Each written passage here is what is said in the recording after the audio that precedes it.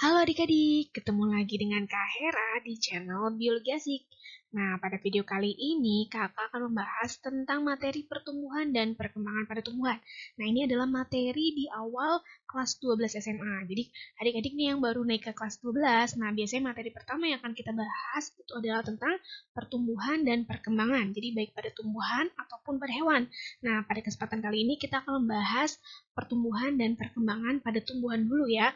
Baru nanti kita akan membahas juga tentang perkembangan atau pertumbuhan dan perkembangan pada hewan. Oke, langsung aja yuk kita bahas. Nah, untuk materi pertumbuhan dan perkembangan ada 5 poin yang akan kita bahas ya. Yang pertama, kita akan membedakan terlebih dahulu tentang pertumbuhan dan perkembangan. Jadi adik-adik harus tahu apa sih pertumbuhan dan perkembangan itu, apa bedanya. Nah, seperti itu ya. Nah, baru yang kedua, nanti kita juga akan membahas macam-macam pertumbuhan-pertumbuhan. Nah, yang ketiga, kita juga membahas mengenai proses perkecambahan. Karena pertumbuhan pada tumbuhan itu kan diawali dengan perkecambahan. Jadi kita akan membahas juga bagaimana proses perkecambahan pada tumbuhan. Nah, baru yang keempat, kita juga akan membahas mengenai tipe ataupun macam-macam perkecambahan. Dan yang terakhir, kita juga akan membahas mengenai faktor yang mempengaruhi pertumbuhan dan perkembangan pada tumbuhan. Oke adik-adik, sekarang kita masuk ke poin yang pertama. Jadi kita harus tahu dulu nih, apa sih pertumbuhan dan perkembangan itu ya. Di pertumbuhan dan perkembangan itu kan dua proses yang berbeda, tapi prosesnya itu berjalan beriringan. Nah, kita langsung aja ya, jadi kita bedain antara pertumbuhan dan perkembangan. Oke, jadi pertumbuhan dan perkembangan itu sebenarnya dua hal yang berbeda ya adik-adik ya, tapi prosesnya berjalan saling beriringan.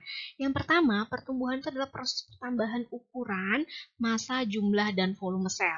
Jadi pertumbuhan itu adalah pertambahan sel yang bisa kita lihat indikatornya dari ukuran selnya yang bertambah, massa selnya bertambah, jumlah dan juga volume selnya bertambah ya. Sedangkan perkembangan adalah proses menuju kedewasaan. Nah, maka kalau di tumbuhan itu ditandai dengan munculnya organ reproduksi. Nah, coba organ reproduksi pada tumbuhan apa nih? Adik-adik ada yang tahu nggak? Oke, jadi organ reproduksi pada tumbuhan adalah bunga. Ya, jadi ketika tumbuhan sudah muncul bunga, artinya tumbuhan tersebut sudah dewasa atau sudah mengalami proses perkembangan. Sedangkan pada hewan atau manusia itu bukan muncul ya, karena kan kita dari lahir sudah ada ya, sudah dibekali dengan organ reproduksi. Jadi nggak tiba-tiba muncul ya. Tapi awalnya organ reproduksi kita belum berfungsi. Nah, ketika mengalami pendewasaan atau perkembangan, organ reproduksi kita sudah mulai berfungsi. Kapan itu? Berarti kalau di manusia ketika kita remaja ya, jadi masa pubertas itu kan ditandai dengan organ-organ reproduksi kita mulai berfungsi ya. Nah, ini tanda bahwa ada proses pendewasaan atau perkembangan ya. Kemudian yang kedua perbedaannya adalah kalau pertumbuhan itu, karena tadi pertumbuhan sel ya, nah itu ada atau bisa dinyatakan dengan angka atau bersifat kuantitatif. Jadi ada angkanya, contoh misalnya kalau di manusia ya, kita lahir nih, lahir kan bisa diukur ya, beratnya berapa, tingginya berapa. Nah, nanti pas misalnya ketika anak-anak bisa diukur, jadi bisa dinyatakan dengan angka atau bersifat kuantitatif, ada ukurannya. Nah, sedangkan perkembangan itu tidak bisa dinyatakan dengan angka atau sifatnya itu lebih kualitatif. Karena contoh aja lah ya, kan proses kedewasaan seseorang itu kan pasti berbeda-beda kayak gitu. Jadi nggak ada angkanya. Nah, yang ketiga adalah perbedaannya adalah kalau tumbuh itu bersifat irreversibel atau tidak bisa kembali. Contoh nih, kita udah dewasa, nggak mungkin dong balik lagi jadi anak-anak. Nah, jadi kalau tumbuh itu bersifat irreversibel atau tidak dapat kembali lagi. Sedangkan perkembangan itu bersifat reversibel atau dapat kembali lagi. Contohnya misalnya kalau di tumbuhan lebih gampang ya, misalnya berbunga nih, ini kan tanda bahwa sudah mengalami perkembangan. Nah, tumbuhan kan bisa berbunga lebih dari satu kali ya kan, misalnya udah berbunga jadi buah, dan bisa kan berbunga lagi. Nah, jadi sifatnya itu reversible atau bisa kembali lagi.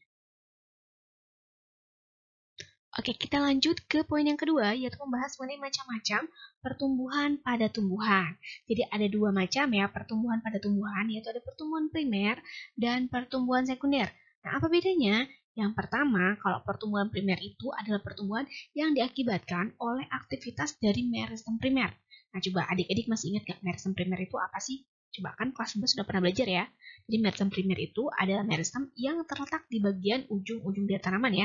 Jadi di ujung akar dan juga ujung batang. Nah, karena aktivitasnya itu di bagian ujung-ujung tanaman, nah ini menyebabkan tumbuhan itu tumbuhnya memanjang.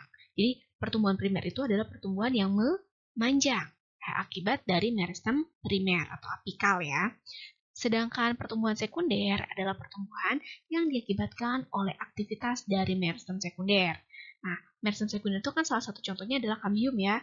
Nah, maka ini menyebabkan tumbuhan itu jadi melebar. Makanya kita kalau lihat tumbuhan, dia tinggi atau panjang gitu ya, dan juga bisa melebar. Tapi ada juga tumbuhan yang tinggi tapi tidak lebar. Berarti artinya dia tidak ada aktivitas dari meristem sekunder. Nah, seperti itu ya. Jadi beda ya, ada primer, ada sekunder.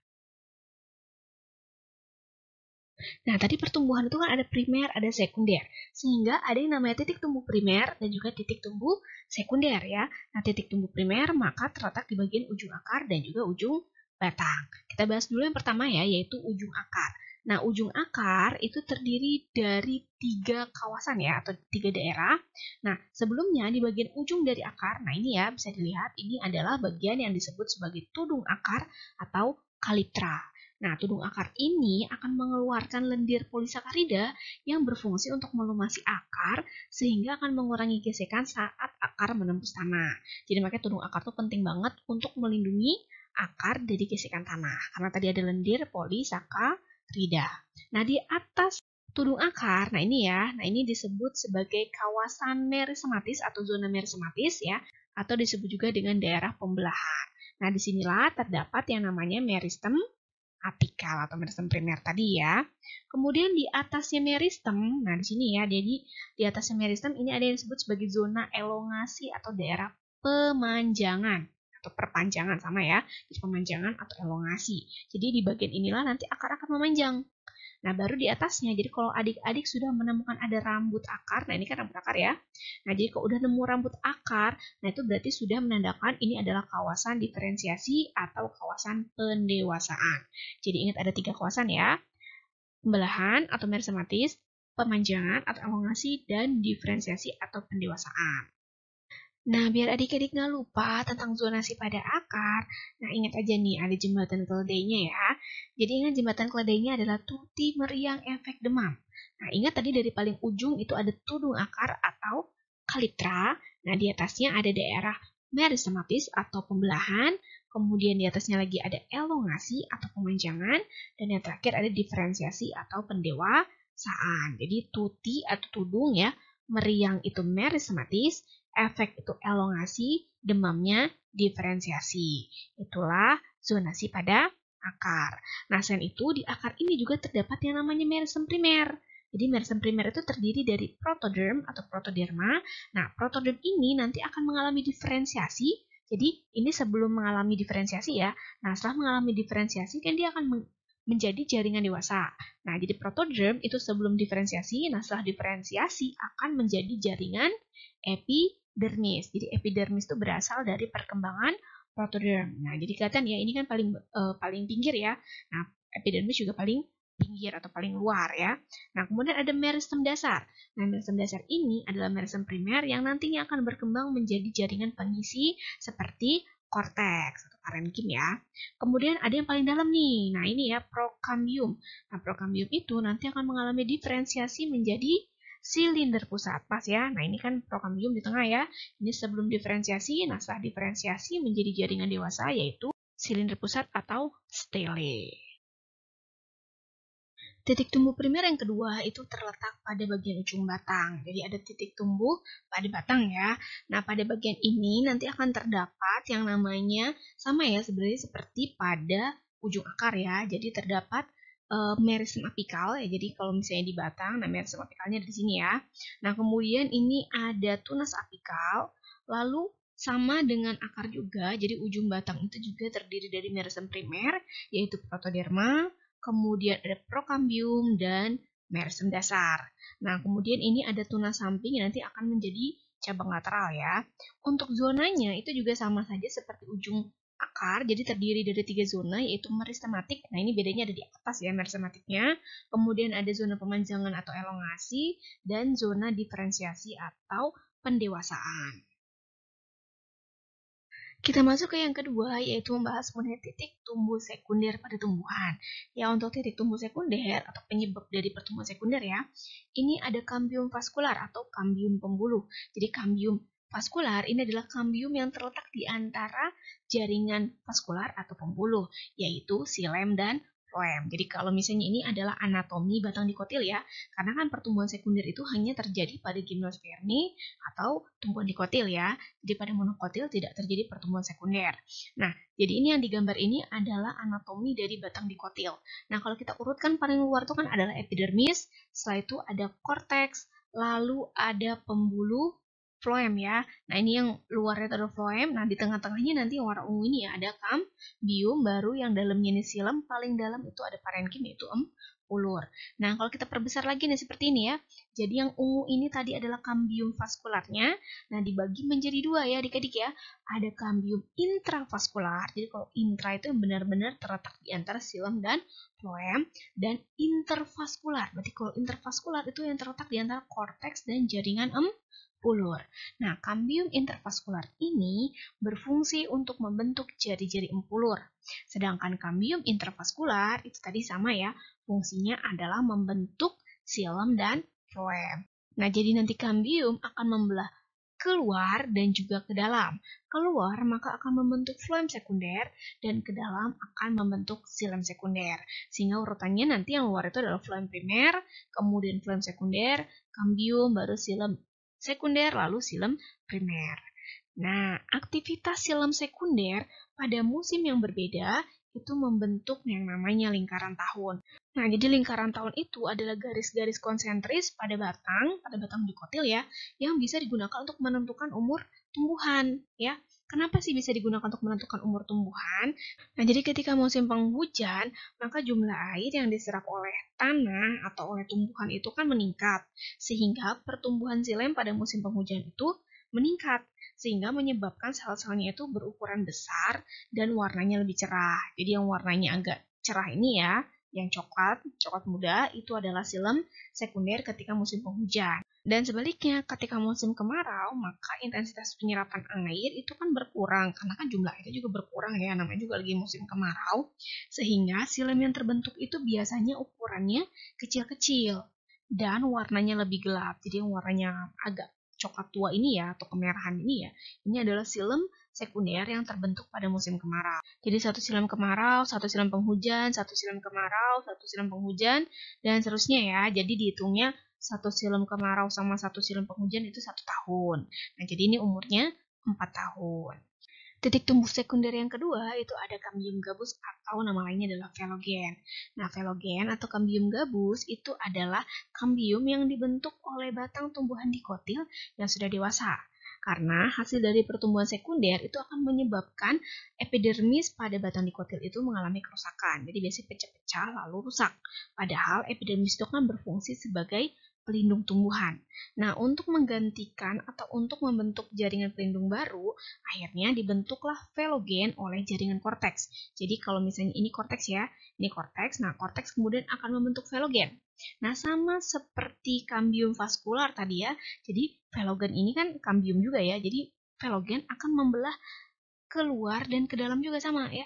Jadi keluar akan membentuk yang namanya velum dan ke dalam akan membentuk yang namanya veloderm ya. Jadi ini aja yang lebih jelas ya. Jadi misalnya ini velogen ya. Jadi nanti velogen akan membelah keluar membentuk velum dan ke dalam membentuk veloderm. Velum merupakan lapisan gabus yang terdiri atas sel-sel yang mati dan mengandung suberin atau bahan yang berlilin ya.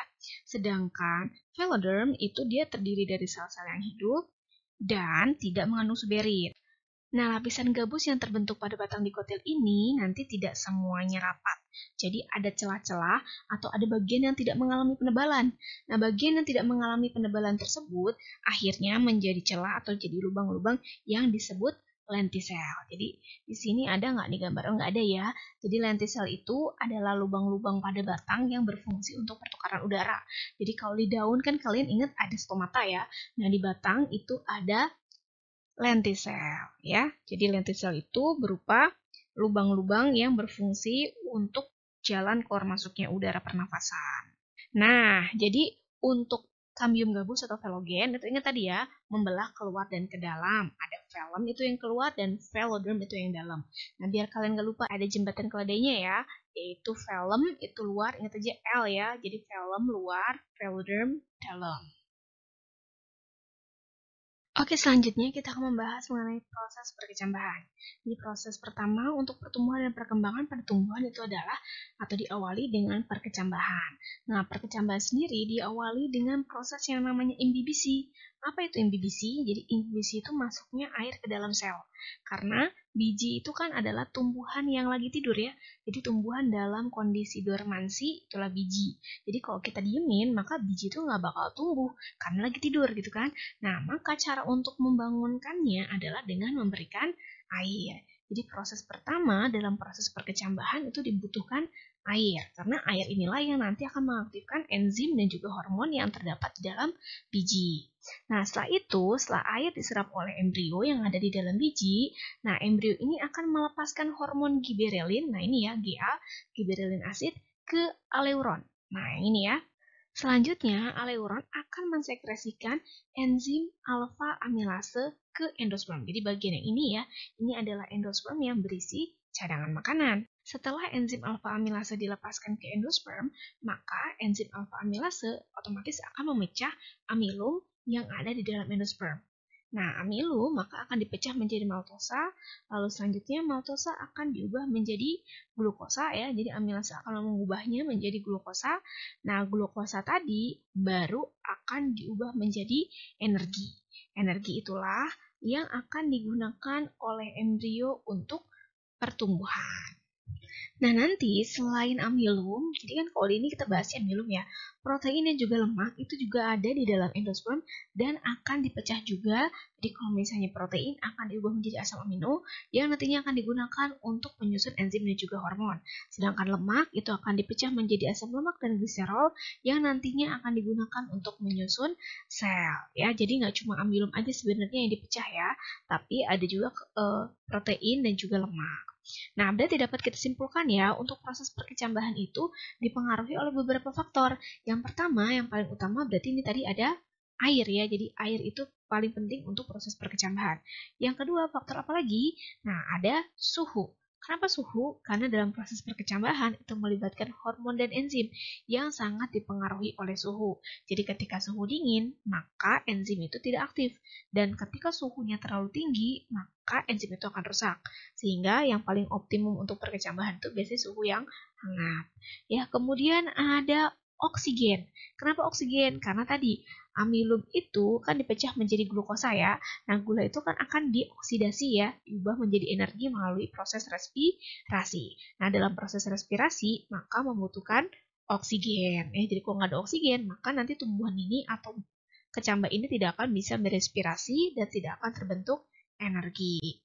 Nah, satu lagi berarti cahaya. Tapi kalau cahaya itu sebenarnya lebih menghambat ya, karena tumbuhan itu akan tumbuh lebih cepat justru jika tidak ada cahaya. Nah, jadi kita bisa simpulkan ya bahwa faktor utamanya aja ya ini ada air, suhu, oksigen, dan juga cahaya. Oke, adik-adik kita lanjut ke tipe perkecambahan. Jadi ada dua tipe perkecambahan ya. Yang pertama ada tipe epigial dan yang kedua ada hipogial. Nah, epigial ini adalah tipe perkecambahan di mana kotiledonnya itu terangkat ke atas tanah. Jadi ini kan misalnya kita menanam biji di dalam tanah ya. Nah, kemudian setelah kita biarkan, ketika berkecambah, kotiledonnya itu kemudian naik ke atas permukaan tanah. Nah, ini disebabkan karena bagian hipokotilnya yang memanjang. Jadi bagian bawah dari kotiledonnya yang memanjang. Nah, ini umumnya terjadi pada tanaman dikotil seperti kacang-kacangan ya, kacang tanah, kacang hijau, kacang merah, kemudian melon, dan lain sebagainya ya. Dan kebalikannya nih ya, kalau hipogeal itu adalah tipe perkecambahan di mana kotiledonnya itu tetap berada di dalam tanah. Kenapa? Berarti kebalikannya. Kalau misalnya epigeal kan karena hipokotilnya yang memanjang. Nah, kalau hipogeal itu karena epikotilnya yang memanjang. Jadi bagian atas dari kotiledonnya yang memanjang atau tumbuh lebih cepat. Nah, ini contohnya pada tumbuhan-tumbuhan monokotil seperti jagung, padi, dan kapri. Nah, kapri ini pengecualian ya. Jadi kapri ini kan kacang-kacangan. Yang seharusnya itu kalau kacang-kacangan kan epigeal. Nah, tapi kapri itu adalah hipogeal. Oke adik-adik, itu tadi materi tentang pertumbuhan perkembangan. Nah, namun baru sampai tipe-tipe perkecambahan ya. Untuk faktor-faktor yang mempengaruhi pertumbuhan perkecambahan itu nanti ada di video selanjutnya ya. Oke, terima kasih. Jangan lupa untuk like, komen, dan juga subscribe. Terima kasih.